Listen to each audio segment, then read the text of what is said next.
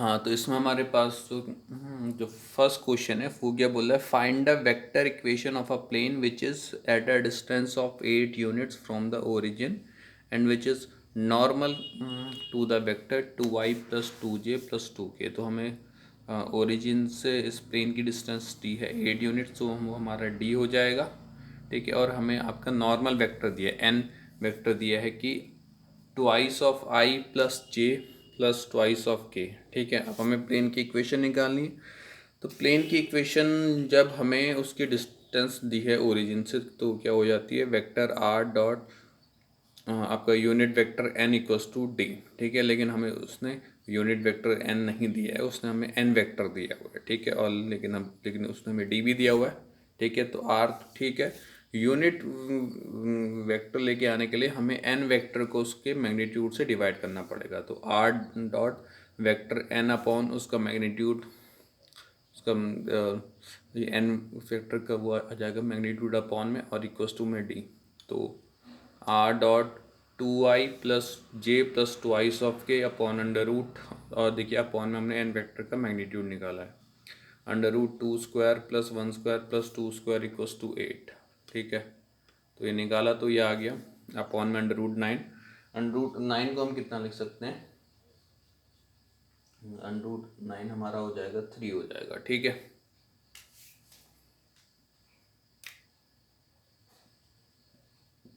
ये हो जाएगा r upon 2 upon 3i plus j upon 3 plus 2 upon 3k equals to 8। ठीक है, अब देखिए वो जो पिछली वाली प्लेन की इक्वेशन होती थी, यहाँ पर जो अगर r dot n equals to a dot vector n आता था, तो यहाँ पर एन के जो कंपोनेंट्स हो जाते थे वो उसके वो हो जाते थे डी आर्स, यानी कि डायरेक्शन रेशियोज हो जाते थे, है ना।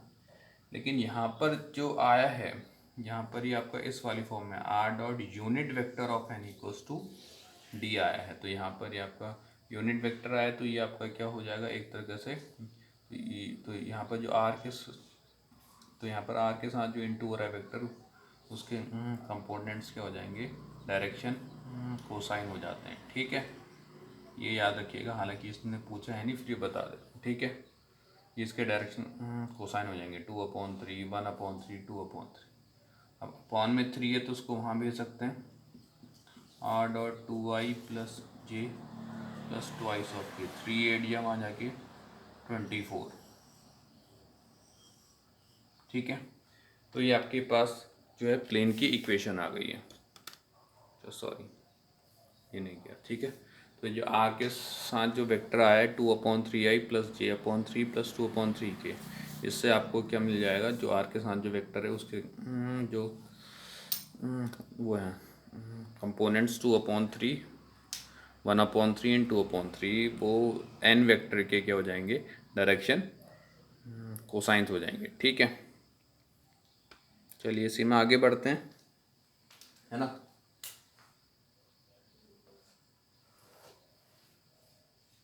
फिर अगला है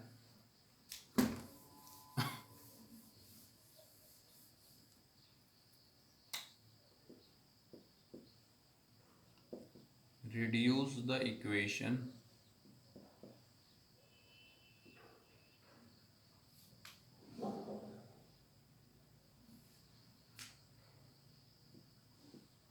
r dot 3i minus 4j plus 12k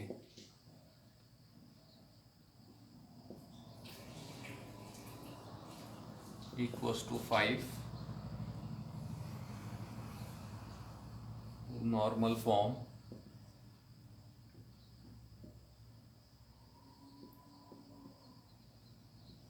and find the length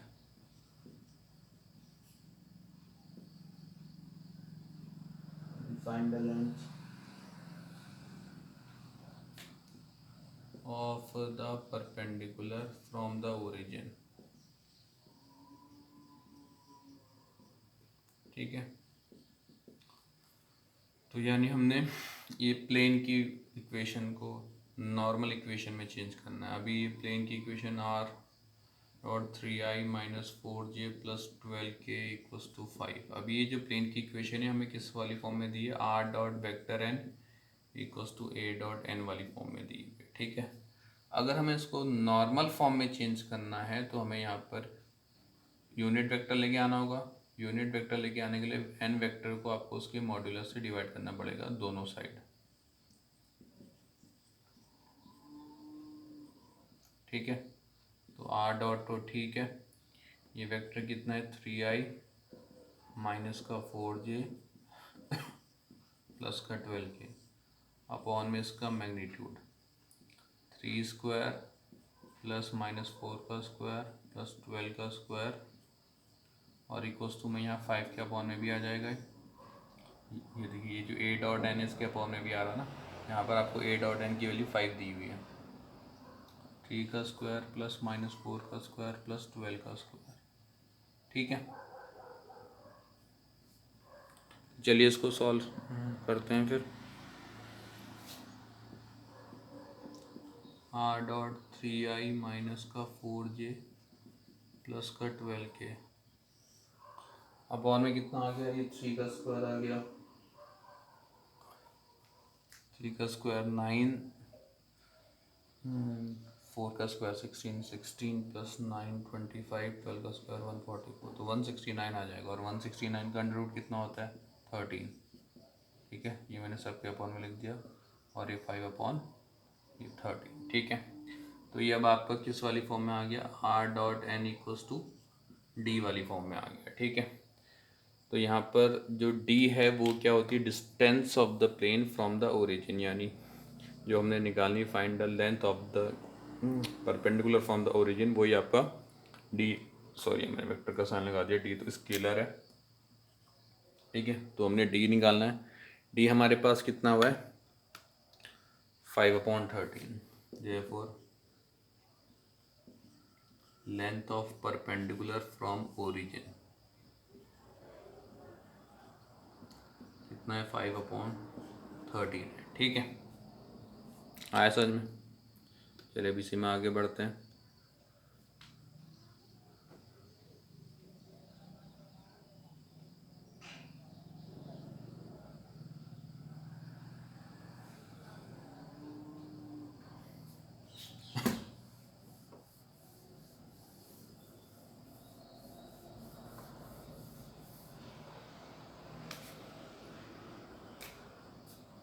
Find the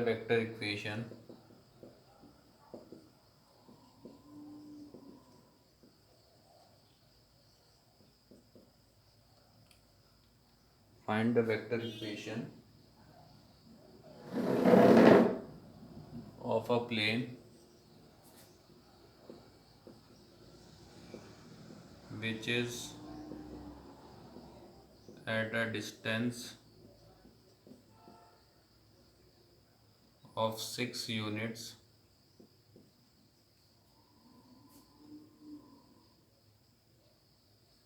from the origin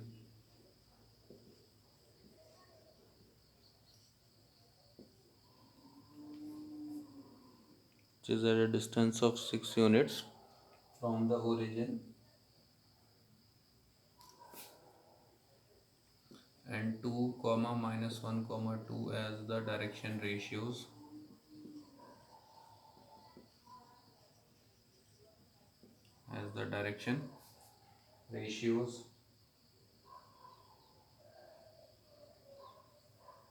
of a normal in it, ठीक है। normal normal to it, find the coordinates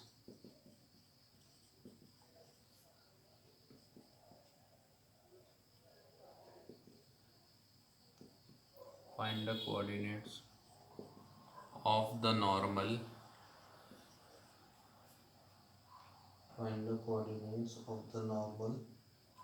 drawn from the origin,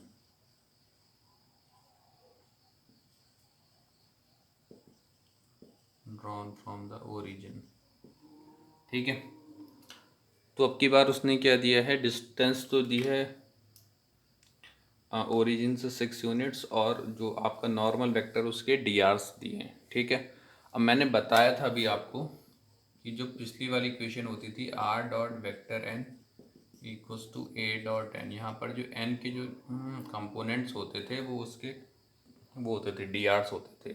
ठीक है। हम इसमें जो ये वाला formula लगा सकते हैं, एन की जगह हम क्या लिख सकते हैं, twice of I minus J plus twice of के। लेकिन उसमें दिक्कत है कि ये वेक्टर ए नहीं दिया। वेक्टर ए आपका क्या होता था, पासिंग वो होता था, पॉइंट होता था। ठीक है। वेक्टर ए आपका पासिंग होता था, पॉइंट होता था, लेकिन वो आपको नहीं दिया है। तो हमें ये वाला फॉर्मूला लगाना पड़ेगा, r dot unit vector of n equals to d, क्योंकि उसने डी आपको दिया हुआ है, ओरिजिन से उसकी डिस्टेंस कितनी है 6 यूनिट, लेकिन आपको यूनिट वेक्टर नहीं दिया है। ठीक है। यूनिट वेक्टर तो हम निकाल सकते हैं ना, हमको ये वाला वेक्टर तो दिया ही हुआ है एन वेक्टर, क्योंकि हमें उसके वो दिया हुआ है डी आर्स, है ना। तो ये आपका मान लीजिए प्लेन हो गया, ये आपका एन वेक्टर के, तो आपका एन वेक्टर कितना हो गया, twice of I minus J plus का के हो गया। ठीक है। आपने ये वेक्टर निकालना है, और आपको इसकी जो डिस्टेंस है वो कितनी दी है, 6। अच्छा, आपने इसके क्या निकालने हैं, कोऑर्डिनेट्स भी निकालने हैं एन के। तो एन के कोऑर्डिनेट्स निकालने के लिए हमें क्या करना पड़ेगा, अच्छा इसके काम कर लेते हैं पहले, इसकी इक्वेशन निकाल लेते हैं, प्लेन की इक्वेशन तो हम ले लेंगे। तो हमें क्या पता है, 2, -1, 2 are the d r's of the normal vector. तो हमारे पास वेक्टर एन कितना आ जाएगा, ट्वाइस ऑफ आई माइनस का जे प्लस ट्वाइस ऑफ के। ठीक है। और इक्वेशन क्या होती है, r dot unit vector of n equals to D.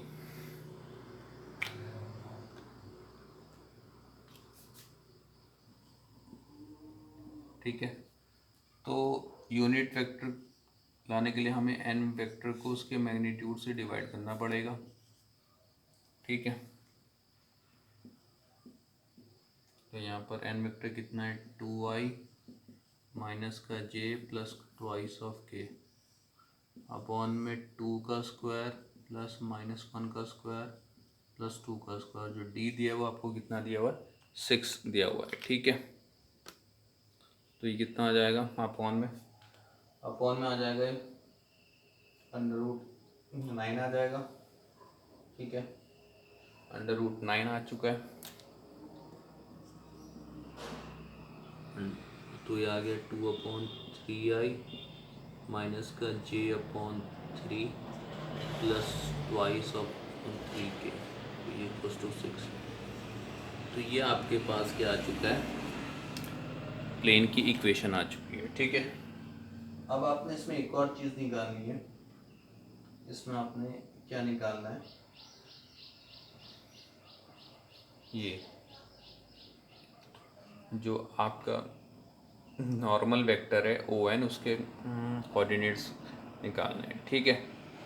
तो कोऑर्डिनेट्स हम कैसे निकाल सकते हैं,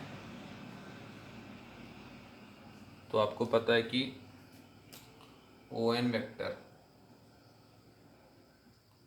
जी मैंने आपको शुरुआत में लिखाया हुआ है, ओ एन वेक्टर का यूनिट वेक्टर एन है और इसका मैग्नीट्यूड डी है। तो ओ एन वेक्टर हम कैसे निकाल सकते हैं, जो उसका मैग्नीट्यूड डी है उसको उसके यूनिट वेक्टर एन के साथ हमें मल्टीप्लाई करना पड़ेगा।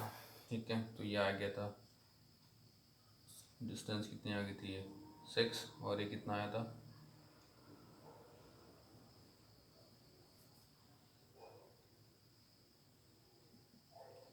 2i/3 minus j/3 plus ट्वाइस/3k।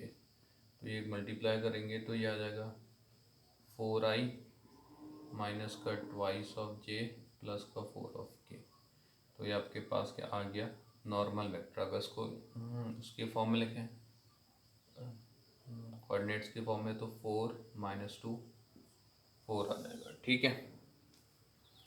पर ये ट्वाइस ऑफ के लिख दिया था। ठीक है, तो ये आपके क्या आ गए कोऑर्डिनेट्स ऑफ एन। इसी को आप क्या बोल सकते हो, फुट ऑफ परपेंडिकुलर भी बोल सकते हो। ठीक है, तो इसी को ये जो हमारे एन वेक्टर के नहीं सॉरी जो एन के हमारे वो आए हैं कोऑर्डिनेट्स, इनको हम क्या बोल सकते हैं, फुट ऑफ, वो भी बोल सकते हैं। ठीक है, परपेंडिकुलर भी बोल सकते हैं। अब इसी में अगले क्वेश्चन में आते हैं।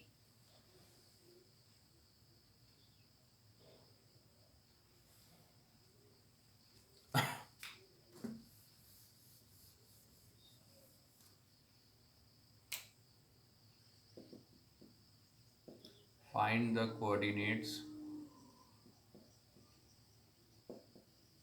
of the find the coordinates of the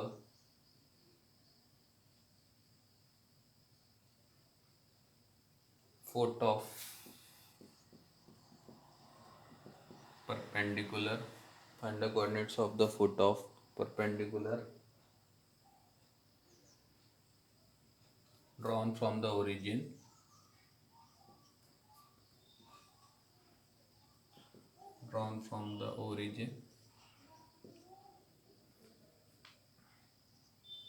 to the plane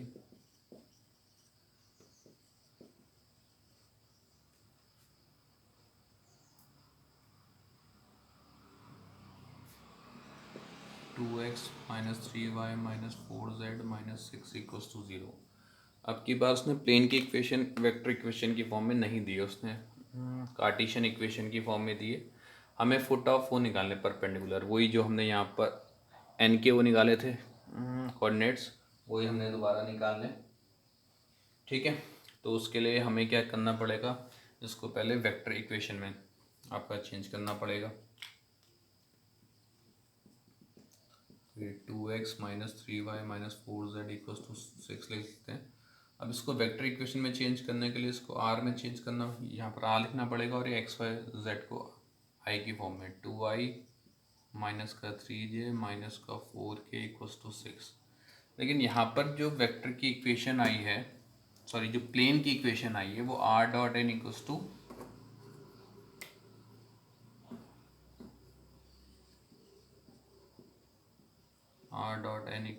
A dot n की फॉर्म में आई है। हमें इसको इस वाली फॉर्म में चेंज करना है, r dot unit vector of n equals to d, है ना। इस वाली में चेंज करना है, तो इस वाली इसमें चेंज करने के लिए आपको ये आर डॉट जो एन वेक्टर है उसको उसके मॉड्यूलस से डिवाइड करना पड़ेगा। ठीक है, आर डॉट ये तो ठीक है, एन वेक्टर कितना है, 2i of I minus thrice of J minus 4 of के अपॉन 2 का स्क्वायर प्लस माइनस 3 का स्क्वायर प्लस माइनस 4 का स्क्वायर। ए डॉट एन आपको कितना दिया हुआ है, 6 अपॉन में भी इसके एन वेक्टर का modulus 2 square plus minus 3 square plus minus 4 square, है ना। ये कितना आ गया 16 20 29 2 upon under root 29i minus 3 upon under root 29j minus 4 upon under root 29k और ये 6 अपॉन अंडर रूट 29। ठीक है, अब ये आ चुका है आपका r dot unit vector of n equals to d की फॉर्म में। तो आपके पास यूनिट वेक्टर ऑफ एन भी है और आपके पास डी उसका लेंथ यानी कि उसका मैग्नीट्यूड भी है। तो मैंने बताया था अगर हमें ओ एन वेक्टर निकालना होता था, वो जो पिछला वाला क्वेश्चन था same to o n vector निकालना है, तो जो भी उसका यूनिट वेक्टर है उसको उसके मैग्नीट्यूड से मल्टीप्लाई करना पड़ेगा, है ना। तो हमारे पास अगर हमें ओ एन वेक्टर निकालना है, मैंने यहाँ पे इसका फिगर तो नहीं बनाया, ये आपका सेम टू सेम पिछले वाले फिगर की तरह होगा, पिछले वाले क्वेश्चन की तरह। तो क्या करना पड़ेगा, डी जो उसका मैग्नीट्यूड है इसको उसके यूनिट वेक्टर के साथ मल्टीप्लाई करना पड़ेगा। ठीक है, तो ये 6 अपॉन अंडर रूट कितना है 29 है। ठीक है, और ये आपका कितना है